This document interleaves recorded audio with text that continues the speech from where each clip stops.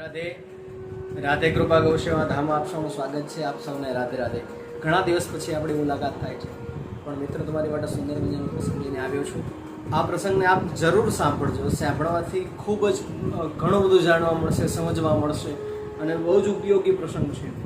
આપણે લગ્ન પ્રસંગમાં તો ઘણીવાર જઈએ છીએ અને લગ્ન પ્રસંગ જોઈએ પણ છીએ. સરસ મજાના યુગલના લગ્ન થાય છે, એક સ્ત્રી અને પુરુષનો જીવનની શરૂઆત થાય છે, એક શુભ શરૂઆત થાય છે, જેને આપણે લગ્ન સંસ્કાર તરીકે ઓળખીએ છીએ. આપણને ઘણા બધાને ખબર પણ નહીં હોય કે લગ્ન પણ એક સંસ્કાર છે, જે 16 સંસ્કાર છે મનુષ્યના, એના ઉપરથી એક લગ્ન સંસ્કાર પણ છે.